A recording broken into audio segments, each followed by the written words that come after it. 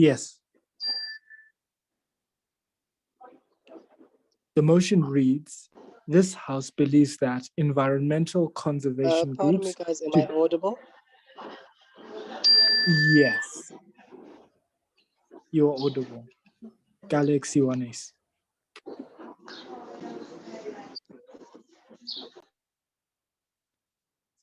Right.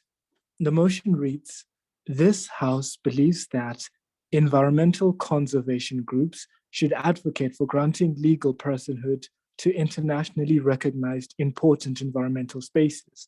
For example, Mount Everest, the Amazon, the Nile, etc., as their primary strategy for environmental protection. That being said, the first speaker of Proposition Bench, the floor is yours.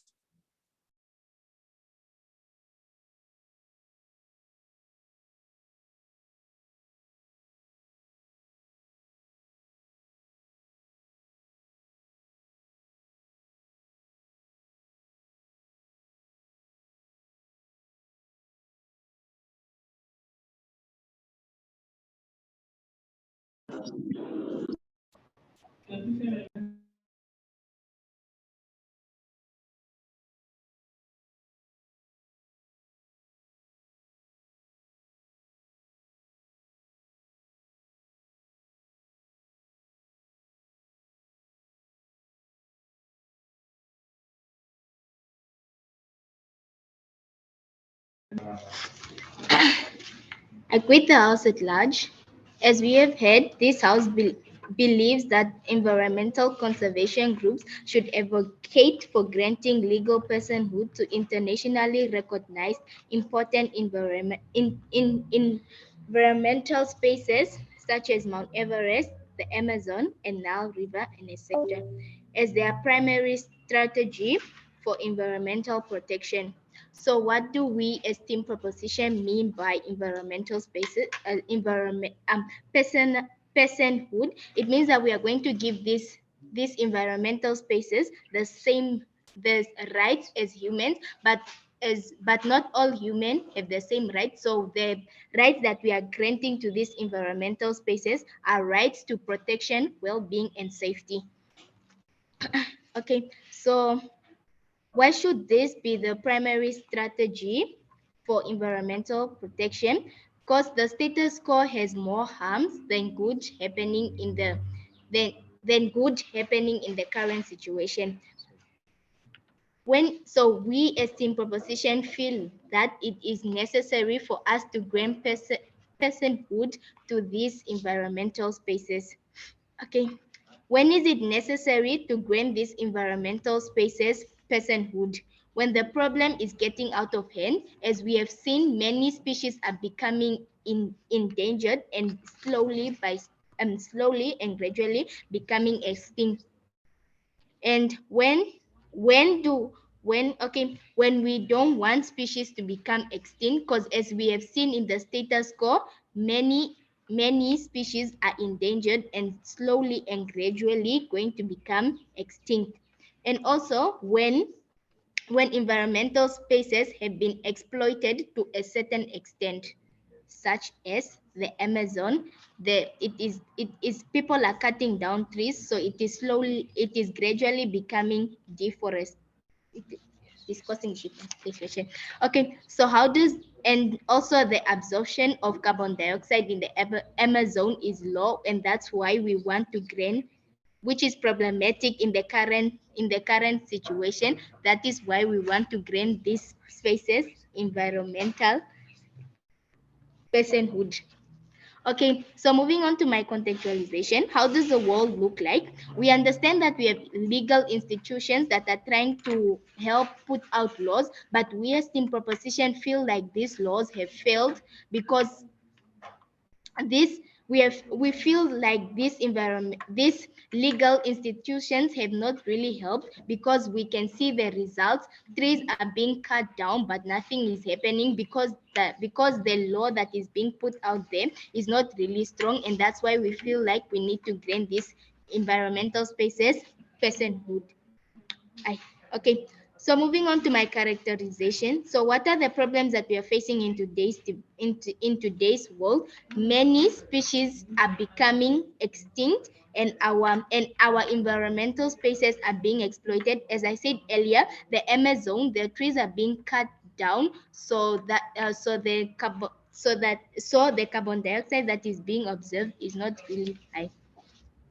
So why is this really problematic? It is problematic because now these trees are being cut down, and the carbon dioxide that was supposed to be absorbed by these trees is no longer being absorbed. So that is leading to global warming, and that's why we believe we need to grant this. Okay. So what is our solution? As stated earlier in the motion, solution is give environmental spaces personhood. Okay, so what is our burden in today's debate? The burden in today's debate is why the status quo is so bad that we need to give these environmental spaces personhood. Okay, so moving on to my first argument. We as team proposition believe that if we grant these environmental spaces personhood, we are building deterrence among people from harming the environment, because now they are stricter, the laws are stricter, because now this tree has person who has rights just as you have rights. So the punishment that you are going to receive is going to be higher. So why is this true? This is true because when we grant this environmental spaces personhood, we deter the perpetrator from committing this act. For instance, we deter a poacher from going out in the environment and poaching elephant, and also we deter the society. We deter the society from going out and committing this act. So why is this important? This is important because we value the interest of the environment and the civilization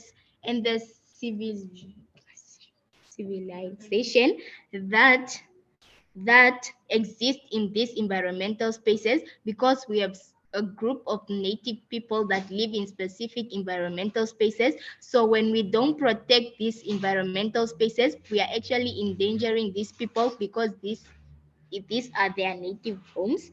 And my other reason is environmental spaces could have been likely extinct or deter faster, because the status quo does not really protect these environmental spaces. Okay, so moving on to my end game theory. How would the world look like if we give these environmental spaces person rights? Our punishments would be stringent and hold people more accountable. Because now if you go out there and harm the environment, you are going to be accountable for your act, because now these environmental spaces have rights. And also we lower the rate of extinction, because now many species won't be extinct, because now we are protecting these environmental spaces, because these environmental spaces also hold a lot of species. And with that, I'm glad to propose.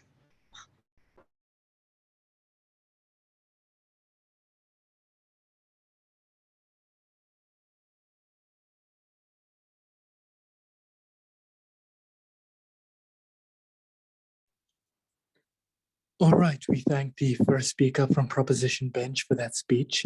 We now call upon the first speaker from Opposition Bench to introduce us to opposition's case and clash of this debate. The floor is yours. Hi, I'm just checking that I'm still audible. Yes. All right, thank you so much. So I'll be beginning my speech then in 3, 2, 1.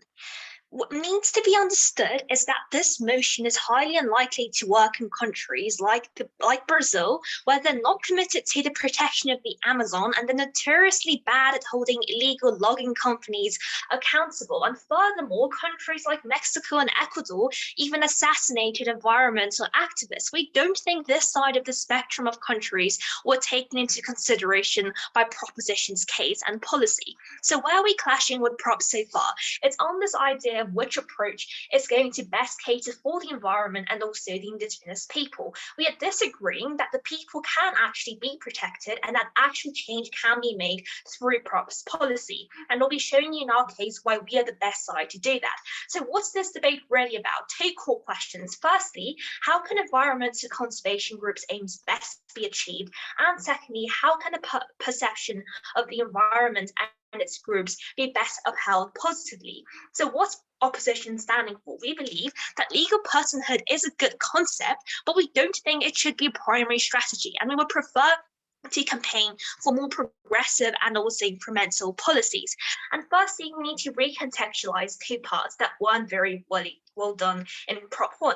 Firstly, it's on the environmental groups. So we say how they usually have limited resources. So they're unlike the deep pockets of the MNCs and also corporations who can lobby the government and who have power to perhaps even sue the government in terms of exploiting and their own policies. And furthermore, we think both sides can agree that the main aim of the environmental groups is less ideological, but moreover to be outcome-based and to actually protect the people and the environment. Furthermore, secondly, the spectrum on which the motion can take place. And we don't think this was elaborated with in Proposition. So we see how there's only a very small minority in the very liberal states that this motion can actually occur, such as New Zealand, where they actually protect the indigenous people and also the environment. For example, the river there. And however, we say that the majority is where the government is simply not geared towards the environmental protection. For example, like Brazil, like Mexico, and also Ecuador. So now we'll be moving on into 2 points of rebuttal. So the first point they mentioned was how they think this motion is necessary because how the problem is getting out of hand, and furthermore, how the environment is being exploited. We also agree with this, and I'll be later flagging you why we think our solution best solves this better than yours. Then secondly, they brought to us this idea of how they will be deterring people from committing crimes. And the core analysis was around how they'll be protecting the indigenous people. So why do we simply say this is not true? Because this is contradictory.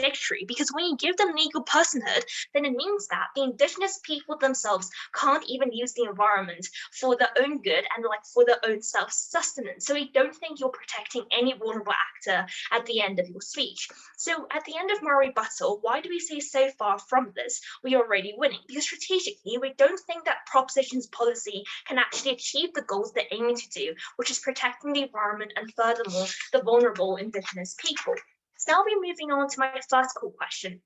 This will be reaching a conclusion of why we think this will be more principally effective not to take the stance of having legal personhood, and furthermore why we will be best protecting the vulnerable indigenous people. So the first layer to analyze is the aims of the environmental groups. So we say how this is protecting the nature as soon as possible, because like they said, I'm flagging here, there is a deadline coming up. Secondly, how we also want them to benefit the economy locally, and furthermore, the indigenous people, who both sides do acknowledge that is a vulnerable actor who are being exploited by big companies. So then the second layer is then to look at the principal effectiveness of environmental groups. I'm flagging here, and this is where we'll be clashing with the first point that they brought up in P1. So firstly, we need to analyze and understand that there are resource constraints, which means that we actually need to be realistic in our approaches. Like we characterized for you, they don't have that many resources or that much of international influence on big companies, etc. And furthermore, we do also agree that there's a deadline coming up, flagging here, which is why we think then that ideological campaigning is unlikely to materialize because it's more passive. And we see how these environmental groups are principally obligated as these groups to have a most effective way to solve these issues and these aims as efficiently and well, especially with the deadline that Proposition themselves characterize as being imminent.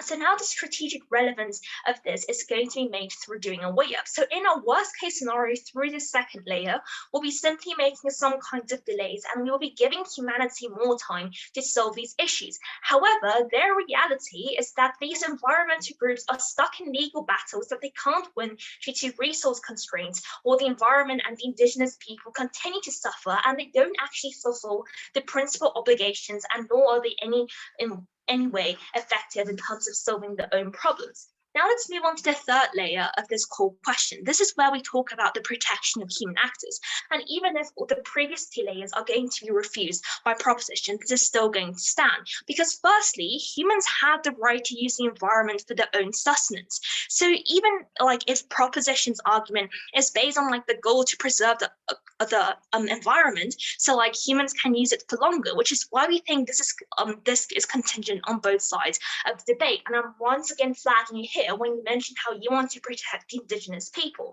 And we also see how there's things like increases in population and also poverty and inequality, which is why we need to use the environment for job creations locally, as opposed to exploiting the environment like as done by big corporations and then using the local people as cheap labor. And note here, we're not supporting unjustified exploitation, but rather a fair usage of it that could benefit the local people in the long run. And we think legal personhood then significantly restrains the ability to use the environment for the local people on the ground. And this is where we could give you the example of the Nile. Like legal personhood prevents actual Egyptians from using the water from the Nile, like basic mineral extraction is seen as a breach of legal personhood. Furthermore, in Ecuador, which was one of the first countries to embrace the rights of nature, had to allow for 0.01% oil extraction from the Yasuni National Park because of its importance in the economy. And furthermore, we also see how climbers are unable to summit Everest because this will be preventing money from tourism. And we think this is harming locals in Nepal and furthermore harming the economy for the local people who are living there. So which is why at the end, we believe that regulation is certainly good, and we aren't once again supporting exploitation done by the big multinational companies, but rather we think legal personhood as said by proposition, once again drawing comparison here, is simply too restrictive and is not helping the most vulnerable actors, not helping the economy, which could actually boost the people on the ground. And we think at the end of the day, the significance of this third layer is also doing a way up and showing you why we think we are the side that rejects legal personhood, and why in the long run we could actually benefit the economy, we could benefit using the environment sustainably, and furthermore helping the local people to actually use the environment for their own sustenance. And we think that this is something that should be acknowledged on both sides once again, is that we want to protect the environment so humans can use it sustainably in the long term. Which is why we think even in our worst case scenario, we are better than their reality that doesn't do any changes, this status quo I am so proud to oppose.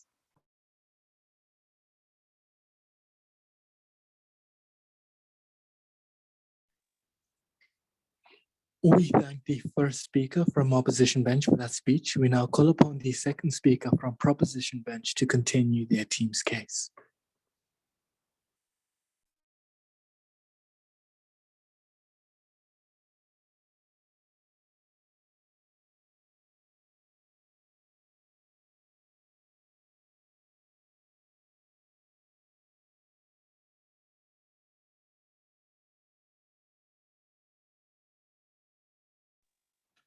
Second speaker, Proposition, the floor is yours.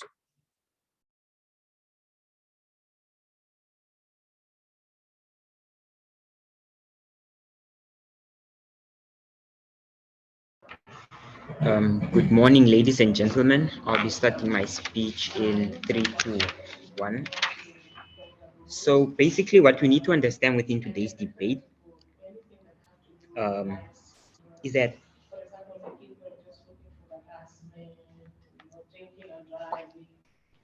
we need to understand that legal personhood does deserve to become the primary strategy in environmental conservation, which is why we're having the debate. But the proposition cannot merely come up here to say that individuals will not be making use of the environment when we grant these environmental spaces legal personhood. So what we need to understand that is that their main argument within today's debate is about how the community, about how people start to lose the access from the environment, and how they start to lose the use of the environment. We see that they do have a right, but we see that when we actually give legal person to the environment also then has a right to well-being, safety, and protection, ladies and gentlemen. We don't want the environment to be seen as a source of capital, a source of making use at the end of the day. We want the environment to be valued and to be seen as something that's precious within the community. We don't want it only to be valued because you can make use of it, because you can get raw materials out of it, because you can make some sort of money from it. The moment individuals see the environment in such a manner, then at the end of the day, they don't value it and they don't protect it and they don't do their best to actually safeguard it, ladies and gentlemen. And you need to understand that the real nature of individuals, the first speaker of the proposition tries to make it look like individuals will use the environment or actually use these resources in a sustainable manner, in a manner that doesn't harm it. That is not how human beings are. They always try to maximize the maximum the maximum effects. They'll always be selfish and they'll always try to exploit the environment to the point at which it cannot even it cannot even exist. And at the end of the day, are you okay then using an environment that has been overly exploited? Are you okay with people using the Amazon while there are no trees, for example? Are you okay with using the Nile River while it's contaminated? Are you okay with all these things? We see that this is not what we should advocate within today's debate. We should advocate for people to value the environment and see that we are able to achieve this by providing the environment some sort of rights. So let me just dive into my arguments. So my main argument within today's debate is that when we provide legal personhood to environmental spaces, we then provide an incentive to people to save the environment, ladies and gentlemen. So we see that people don't necessarily have an incentive to value the environment. We see that strategies such as awareness campaigns, cleanup campaigns, and using sustainable energy are not necessarily feasible because people don't have an incentive to value their environment. But we see that by them providing legal personhood to these environmental spaces, people start to see them as something that's valuable. If you have some sort of rights as me, I start to see you. I start to value. And why we particularly value this within today's debate is that the moment people value the environment, they start to take care of it. Look at the people of New Zealand, for example, and the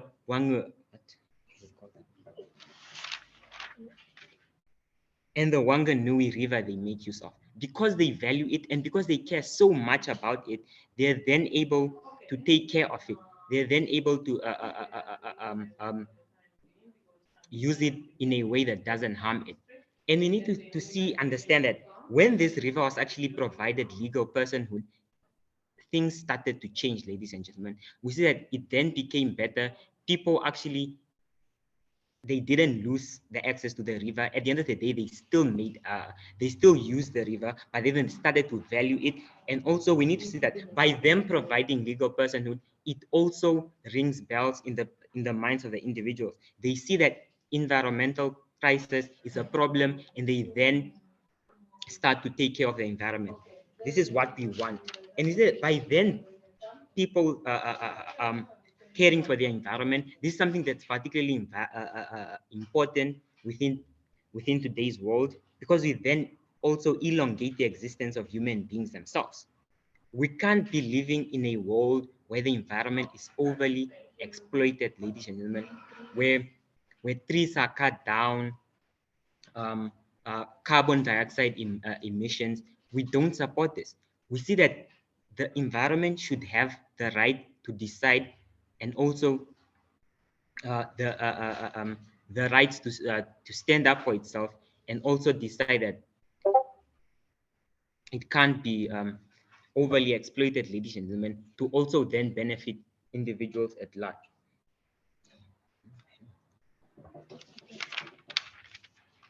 And also, we see that at the end of the day, just because you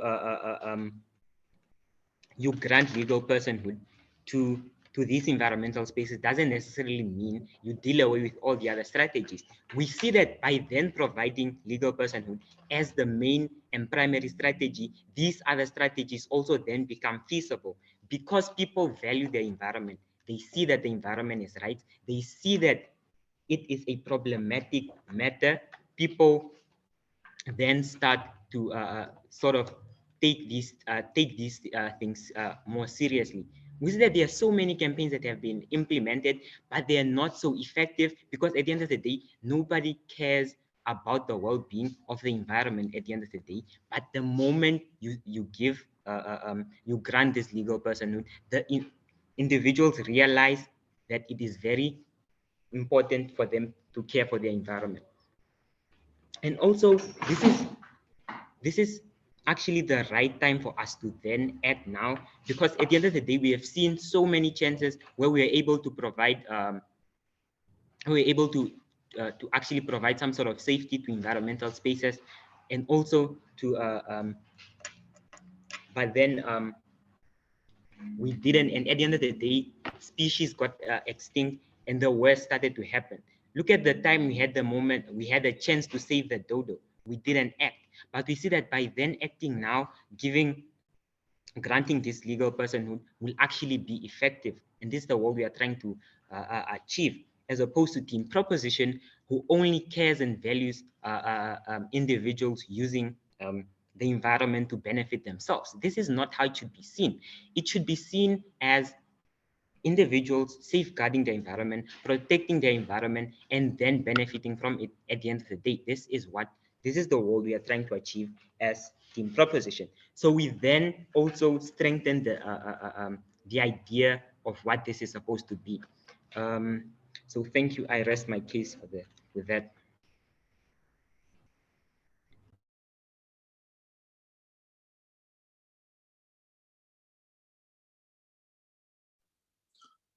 We thank the second speaker, proposition, for that speech. We now call upon the second speaker, opposition, to continue the case for their bench. Second speaker, op, the floor is yours. I'll start in 3, 2, 1. In 2003, when the deforestation in the Amazon was thought to be irrecoverable, Marina Silva combined several strategies to create sustainable use reserves, where businesses like Brazilian nut harvesting and tree tapping, which did not destroy the rainforest, was allowed. If you want people to have a stance of safeguarding and protecting the environment, if you want positive long-term environmental protection and a positive perception of environmental groups, the mechanism to go about it is not something as radical as legal personhood that undermines other strategies. It is rather to work with local communities in order to get longer-term protection for that body, for that environmental space. Before I go on to my positive matter then, I'm going to discuss some rebuttal. Under this rebuttal, I'm going to be proving two main things. The first one being, and this is what most of the cases hinging on, is the idea of why legal personhood isn't necessarily effective at fixing all the problems in the status quo. And secondly, why comparatively we're better for the perception of the environment, which is what the second speaker spoke about mostly. In terms of the effectivity, here they tell us that the problem is getting out of hand and the way to go about it is legal personhood. The strategic problem that then comes up from their case is that they don't give us an analysis of how they imagine this legal personhood playing out. They don't tell us who they imagine the guardians of this body is going to be. So in that way, we don't necessarily see how specifically legal personhood is going to help solve all these problems. They just tell us that this body will now have protection, well-being, and safety. And while that sounds very nice, we don't necessarily see how this is going to actually play out, how this is actually going to solve things like deforestation or carbon emissions or endangered animals. We think that they needed to make that connection for us to buy into it. But even if they did make that connection, we still think that the process of getting legal personhood is something that is lengthy and resource intensive. This is something that my first speaker spoke about that wasn't really taken into account here. We need to understand that these environmental protection groups have finite resources and they can't necessarily afford to do this. Panel, what you need to understand here is once they agree with us that this problem is going to get out of hand, they also make the concession that we need to then go with the most effective solution. We tell you that this solution, the one that's lengthy and resource intensive, is unlikely to do this. The next analysis that they give us here is the idea that just because it's a primary strategy doesn't mean we'll stop doing other things. After people see this, they'll start valuing more and start working towards it. But we think when we say primary strategy takes the priority over other conservation efforts, and thus inherently is going to be something that slows them down and taking funding and attention away from them. So this then means that strategies like carbon tax or anti-river dumping and awareness campaigns or other efforts to combat climate change are neglected. We think that the specific problem here is that they need to be comparative about the different types of solutions to the problem in status quo. We say that the strategies that we give you, the incremental gradual strategies, are more likely to be effective because they're more politically palatable and palatable for companies. So they're more likely to get state support for smaller judiciary actions, and then companies have an incentive to reform environmental practices to appeal to certain consumers, so they're more likely to opt into something less restrictive. Things like carbon trading directly benefits companies. We thus think that we're a more effective actor because we're actually able to get the action done. We think that even if we do believe the argumentation, we don't necessarily get the benefits they give us. They tell us that we'll have increased deterrence. We don't think that's true. If we look at real life examples, in 2011, when the Global Alliance Rights of Nature and others filed against a construction company across Ecuador's Vilcabamba River, which was dumping rubble into the river, the NGO won at first, but the construction company didn't necessarily go through. Because these companies have so much money, they don't necessarily have to listen to things like legal personhood. We think things that are more economically palatable to these companies are thus more effective strategies. We don't necessarily think that point can ever stand. But the second point that they bring us here, that the first speaker talks about, is the idea of better for the perception of the environment. There's a contradiction once again in their case, because they say they don't want to see the environment as something that we just use. They want to have something that we value. But later in their speeches, they say, yes, we need to grant legal personhood because in a way it will elongate human life, make human life better. We think we both sides here have to acknowledge that we do use the environment.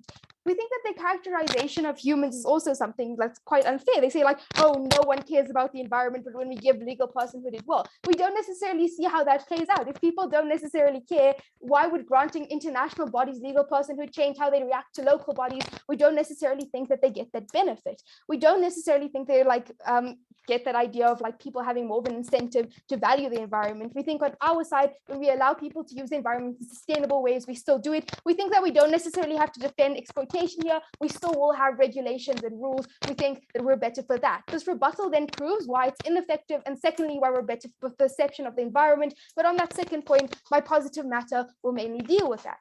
So now let's look at the idea of like the perception of environmental groups. What both sides want to achieve within this debate is better environmental policies. But further than that, we think that the long-term success of environmental protection is dependent on efforts from local communities and the general population.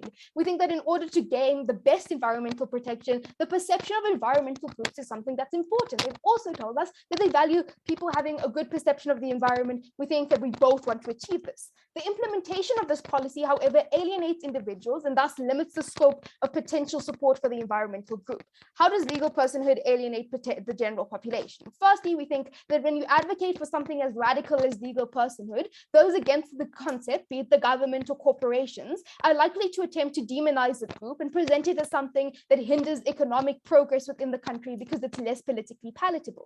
We think that then media who agree with the government, as well as corporations who have social political power, have an incentive to paint these groups as eco-terrorists. The media we consume generally does have an effect on our views, and this harms the social influence that these environmental groups have.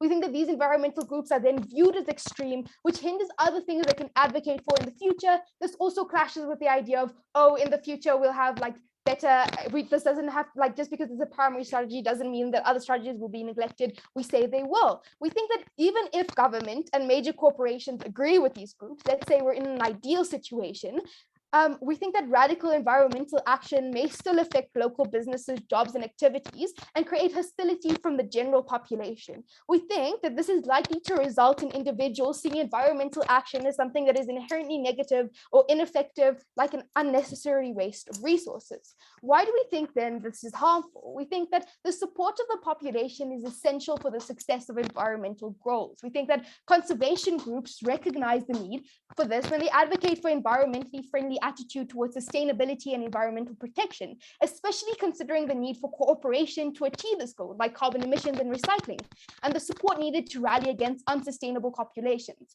A general population that feels as if environmental protection is going to infringe on their livelihoods is unlikely to want to contribute to other environmentally friendly actions or cooperate with the group in future. We think that this harms long-term environmental effort. Even in cases where legal personhood does get passed and enforced, the benefits are outweighed by the harms of alienating the general population.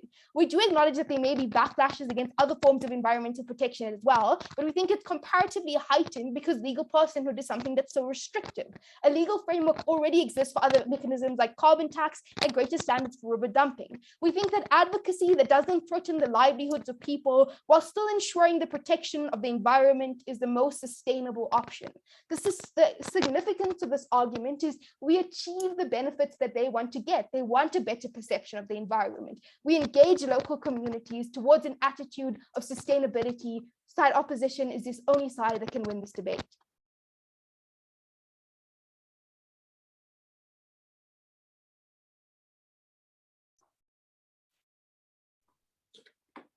Thank you for that speech. We now call upon the third speaker, Proposition Bench, to come and give us the third speech on Proposition side. Third speaker, Prop Bench, the floor is yours. Good morning to the House at large. I would like to start my case in 3, 2, 1. Ladies and gentlemen, side opposition comes here and tells us that it is not the primary strategy, it should not be the primary strategy. But we've already seen that other strategies that have been used in the past have already failed, as we have seen that our ecosystems and environments are dying and animals are getting extinct, right? She also that team also tells us that we're not going to protect the indigenous people because we are taking away their land. But in the actual status quo, the indigenous people need the environment. So once you stop protecting the environment, you end up killing the environment, meaning that either way the indigenous people are gonna die, and we end up not protecting the indigenous people. They also tell us that humans are using the environment for sustenance and we cannot keep it away from them. But we should also remember that humans are inherently selfish, and once they see something that they can exploit and they can overly use, they would obviously start to use it and exploit it continuously.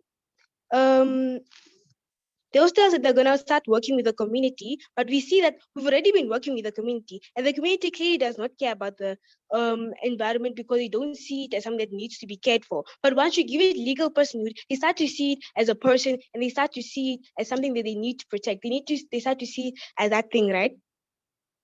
And people will start to have these incentive that, no, I have to protect the environment that I'm going to live in, because this environment is a person that also has rights and needs to be protected, right? So why the status quo is it's so bad is because when we had the opportunity to save the environment, we could not do that. We look at when we had 10 dodo birds left. That is when we decided we're going to give them legal personhood, and then it ended up only being female dodo birds, right? But what if we could have given these dodo birds legal personhood once we already saw the situation was worsening? These dodo birds could have been saved, or the environment would have been better. Because once they were alert, the human beings, like I said, are inherently selfish. They started giving away dodo birds, saying, no, you can have 10 for your party, you can have 10 to your party. That is what they did. But only when they saw that there were a few left, or only saw that the situation has become that bad, that's when they gave them legal personhood. But once you already start giving environments legal personhood right now, they already begin to recover and so on, right? I would like to now start with my team's case.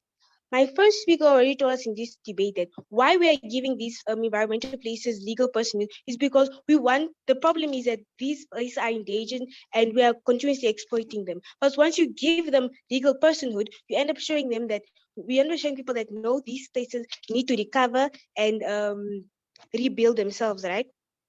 She also told us that legal institutions have already failed and the results are already showing us. Because first of all, we already see that the environments are dying, the ecosystems are dying, right? The other problem is that the problem that we have identified in today's debate is many species have gone extinct and environments are dying. For example, the Amazon, right? And the solution to this is personhood, because we are giving them the right to be protected, and they're giving them safety and well-being, right? She also talked about deterrence, right? Which is, first of all, we will hold more people accountable for killing the environment, right? So first of all, obviously, first of all, it gives, my 2 points on this, it gives deterrence, it gives it to general society and to the perpetrator. In general society, once you see that the perpetrator has been punished severely for committing this crime against the environment, they end up saying that no, they shouldn't do this to the environment, and rather they would want to protect the environment, right? And then we see, and then the second point is the perpetrator, right? First of all, the perpetrator would now know that there are bigger harms with when it comes to endangering the society. And what is the importance of this, right? Also, we want to protect the interests of these environmental spaces and the civilization that within this that are in these environmental spaces, which includes the indigenous people. Which is why my second speaker told us that we are going to be protecting the indigenous people and the environment, and not just being one-sided on one thing. Because let's remember, we as human beings need the environment. So once you protect the environment, you also protect the needs of human beings and these indigenous people. And this is also going to help us more likely to allow future generations to see and observe and experience these otherwise things that are going extinct. Because once you're giving legal personhood, these things are actually preserved for a longer period of time. Because now, if we otherwise, we could have, if we had legal personhood already, we would have also seen animals that were in the ice age, or the dodo birds, for example, and white rhinos. We would have seen a lot of those, and our generations would also be able to see them, right? My third point under this is, in comparison to the status quo, these environmental spaces and civilizations are more likely to be extinct or to deteriorate faster if we don't grant them legal personhood. If you see the ice age, like I said, in the dodo, these laws were only put in when they currently saw that the situation became that bad. They needed to give these people, to give these environmental spaces legal personhood. I will go on to my second speaker. My second speaker told us that, first of all, we should not just see the environment as the source of capital and the thing that we can work with and that we can use. Instead, we can work hand in hand with the environment instead of exploiting it continuously. Because when you give humans that idea of no, the environment is for us to use it, people will continuously and overly exploit it, right? And when you give people legal personhood, we understand that this is their right to value it as a person, meaning that I will have to protect this particular thing and this particular person, because now I know it has the rights and it has the same rights as me to be protected and to be cared for, right? First of all, we understand the environment is also overly exploited already. We're not going to be completely doing away with the things that the plans that already have been installed. We're just adding on to the strategies that have already been installed so that we can actually help the environment, right? Why we won this debate is because, first of all, we're stopping the constant exploitation from big companies and from people in the society from continuously stealing. We create an incentive in people that we should save the environment and we should cater for it and we should care for it and we should give it the protection that it needs. We help people, we help both the environment and people. So basically, the environment, first of all, we're going to help it by giving it more care and helping it to rebuild itself. And the people, we're going to give them a better understanding of why the environment is that important. And when you care for the environment, you're also caring for people, like I've already said, right? Whereas OP wants a world where they continuously exploit the environment and that people should only use the environment just for its resources and not to cater for it. And that is why I'm proud to propose.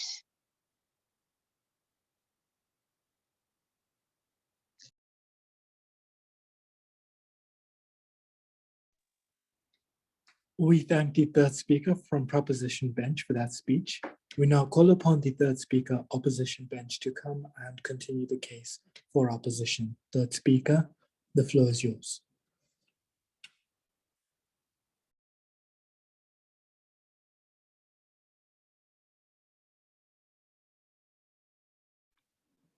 I just want to make sure if I'm audible.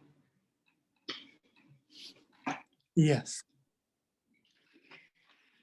Okay, I use she, her pronouns just as a reminder, and I would prefer verbal POIs.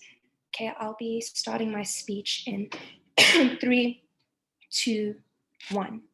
Side proposition spends a significant amount of time describing a problem, yet they fail to realize that their policy only acts to alienate the individuals whose support they need, and they are unable to get the change the environment actually needs. So what do we get from both sides in today's debate? So the stance from POP was that environment should have the same rights as human in regards to well-being and safety, because the harms in the status quo is greater than any good it could offer. We told you that we think that although legal personhood may be admirable as a concept, it should not be the primary strategy, as it is not effective and often demonizes environmental groups. We said we're happy for campaigning more progressive policies. We stood for a side that campaigns for these policies that are not necessarily as big in protection, but are more practical. And because they're more politically and socially palatable, you're more likely to get these protections in the first place. And thus, because both sides agree that the main aim of environmental groups is to successfully protect the environment, this debate became about measuring it in terms of 3 questions. Firstly, which side is most effective at achieving the aims of environmental groups, and thus which is most principally justified?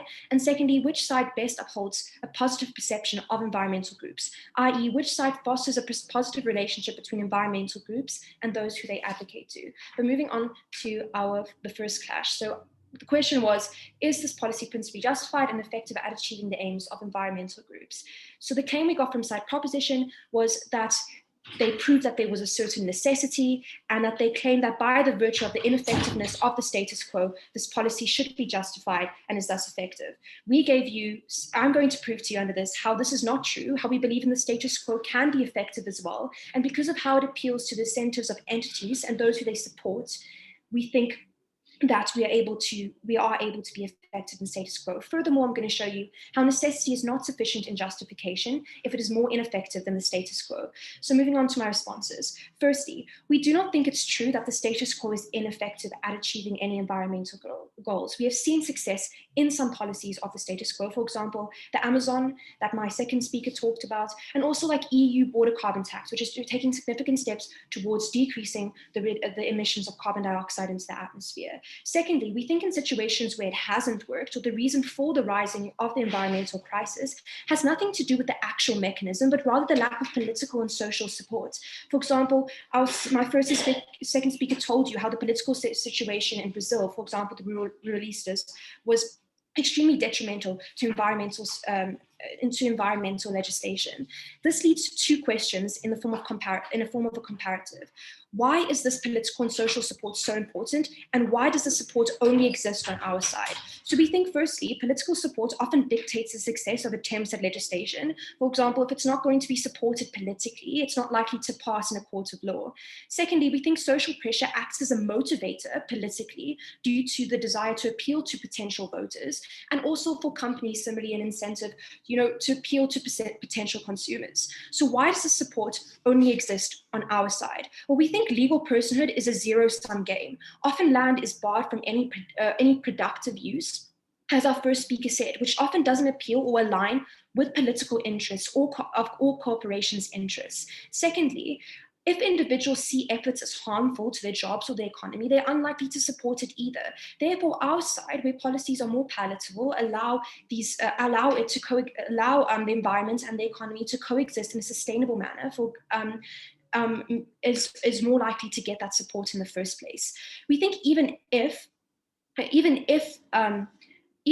your side, even if you prove that it's necessary, your side is not able to better the status quo, and even because it's not able to overcome these barriers, because it's even if it is able to overcome these barriers, it's limited to internationally recognized areas, which doesn't address the problem globally, which often can exist at a local scale too. So we think we proved to you under this clash that you're not able to prove how necessity alone is a justification, how your policy is always going to be more ineffective than the status quo because it's unable to appeal to the incentives of corporations and political groups. So second question we got to was, which side advocates for a positive relationship between the environmental groups, the environment, and the people they aim to advocate to? So proposition gave us this idea that their side provides incentive to protect the environment because people come to recognize the need of the situation and thus change their perception positively. I will show you how this is more likely, your side is more likely to create a negative perception of the environment and that therefore actions towards protection of it.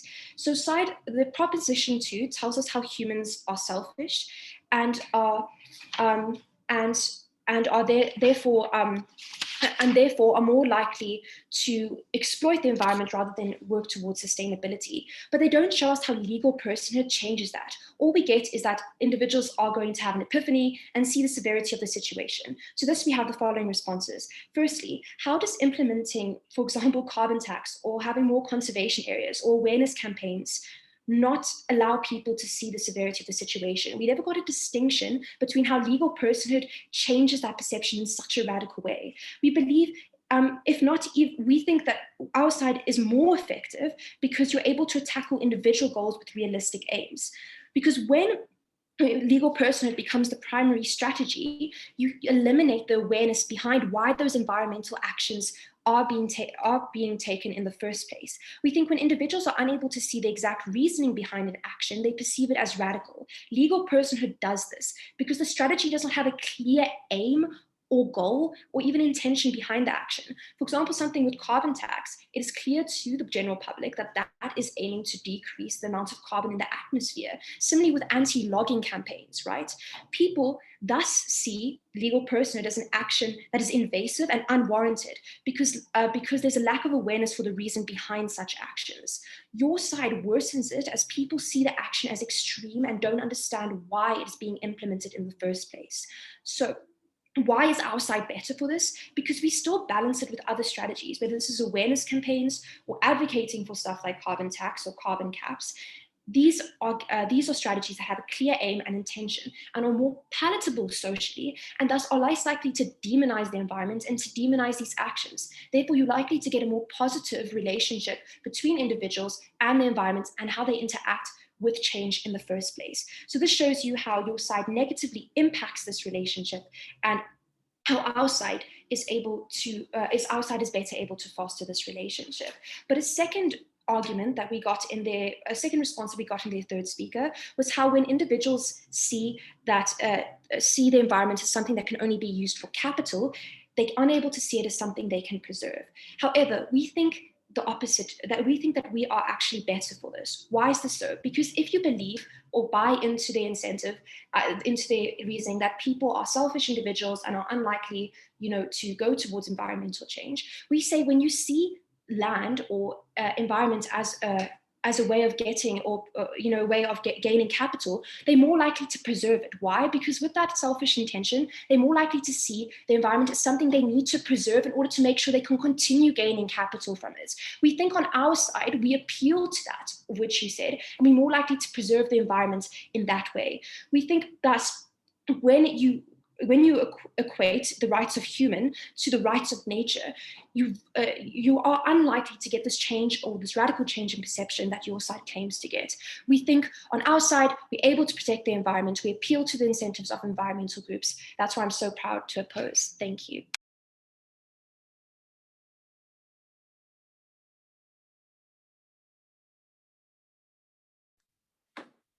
We thank the third speaker up for their speech. We now call upon the leaders' reply from opposition bench. Leaders' reply, the floor is yours. Opposition bench. Am I audible? Yes. Okay, cool beans. Starting in 3, 2, 1. The problem is getting out of hand. That is what their first speaker told us. And throughout their speeches, they failed to understand or show us how legal personhood suddenly solves the problems they're talking about. They failed to show us how it solves endangered animals or deforestation in the Amazon or even dodos. We think that strategically, there were quite a few things missing from their case. We think that the most vital strategic error here is the idea of like they missed and they didn't contextualize the idea of how does legal personhood play out. So they told us what they thought it was going to do, but we didn't necessarily get any analysis of how it was going to do it, who was going to act as a representative for that environmental body. We think that would have brought a lot more clarity to the case, as well as how they thought they were going to achieve their aims. But further than that, they haven't really responded to the majority of the matter we brought up. We think they've reiterated their case and they've tried to construct it and build it further, but they haven't necessarily refuted most of our matter. We think that most of our matter still stands. We think that further than that, the burden that they brought us right at the beginning is not necessarily the correct burden. The burden that they first speak about us was, why is status quo so bad that we need to give these environmental spaces legal personhood? We think that this burden misses a very important aspect of the debate, which is the idea of a primary strategy for environmental protection. We think as a result of this, they haven't been very comparative in looking at the other strategies that we currently have, as well as weighing them up. But further than that, most of their case is dependent on legal personhood working. We don't necessarily get another argument where they give us like an ideological basis of irrespective of outcomes, why it's still a legitimate priority. We think that when this is missing from their case, we're better at looking at the spectrum of countries that this case is likely to take place in, as well as engaging on like their best case scenario where this does work, but also showing why it's more unlikely to work. We think that the two main clashes within this debate is, firstly, how can environment groups best achieve their aims? And secondly, how can the perception of the environment be best upheld positively? The analysis that they've given us under the first clash about environmental groups best achieving their aims is lots of problem analysis. So they tell us the problem is getting out of hand. They give us descriptions of what's happening. They give us the effect of their policy being that we have more better deterrence because of this, and therefore we'll be like more effective in protecting these bodies and bringing about change. We gave you quite a few responses to this. The first one, looking at the idea of the longevity of like just like the length and the resource heavy of these long court cases in terms of changing something as severe as like legal personhood, as well as looking at the motives of companies and why and corporations and why they're likely to be like against this. We've told you then that our side is more effective at getting the benefits that they told you. But further than that, when one of the main benefits they give us here is the idea of deterrence, we've explained to you, firstly on the level of corporations, that corporations don't necessarily listen to this. They have more money than the NGOs. They have deep pockets, like my first speaker said. We think that they didn't respond to that. On the second level, my third speaker also told you about how you're only looking within this motion at internationally recognized bodies, so you don't necessarily have deterrence on a local scale. We think that whilst that, because all of those arguments still stand, because they haven't done sufficient rebuttal, and because we've engaged with them in both of the cases, we win that clash. The second clash about how can the perception of environment be best upheld positively, that they gave here was about like currently people don't have an incentive to value the environment. No one cares about the environment. Legal personhood can fix this. My third speaker told you that they don't necessarily prove how legal personhood can fix this. And much of my speech was centered around the idea of how we're better at creating sustainable use spaces so people have a positive perception of the environment and in the long term are more likely to preserve it. We haven't gotten responses to that. We think that we then win that clash. We think that on a whole, when they give us the burden of why status quo is so bad, we need to give these environmental spaces legal protect personhood. We've proven why, firstly, it's an illegitimate priority because it hinders the efforts of other priorities. Secondly, why you harm the perception of environment by local communities. And thirdly, why you don't necessarily get that effectivity. We think that we win all of those crashes. Even in their best case, they still strip environmental groups of their resources. They only benefit a small group of people while alienating the general population. I've never been prouder to oppose.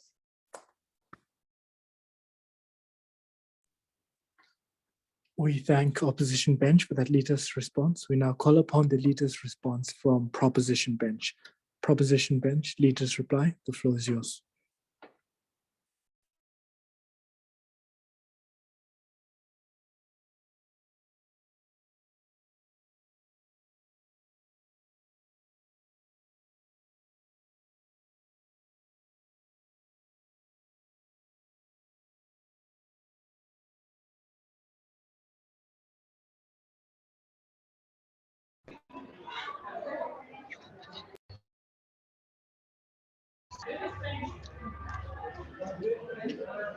Ladies and gentlemen, the main aim of today's debate was actually for us to prove who then betters the perception over the environment and who best caters for the well-being of the environment and the public at large.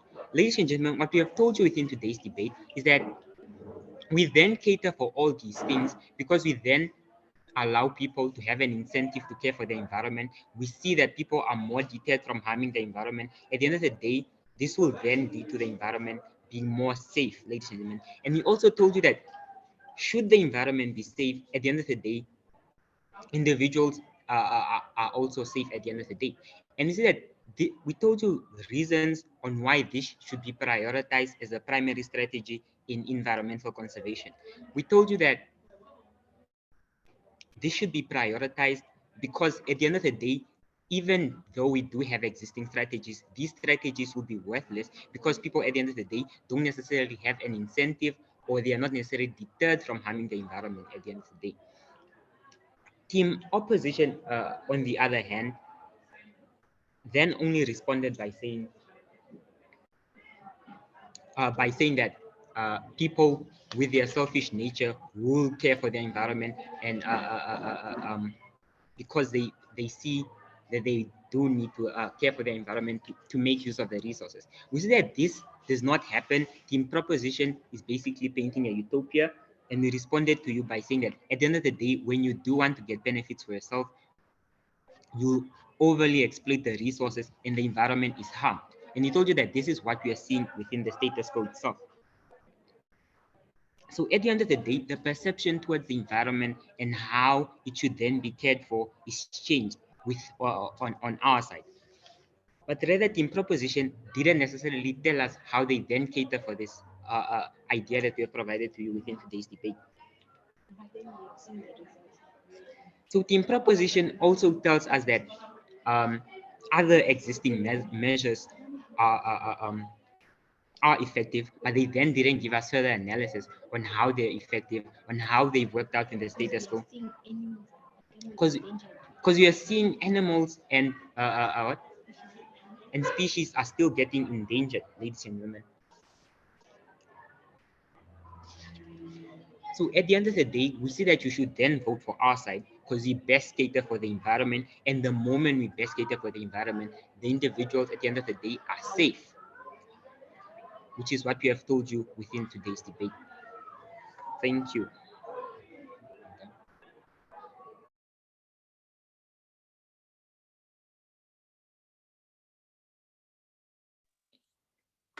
All right, that brings us to the conclusion of this debate.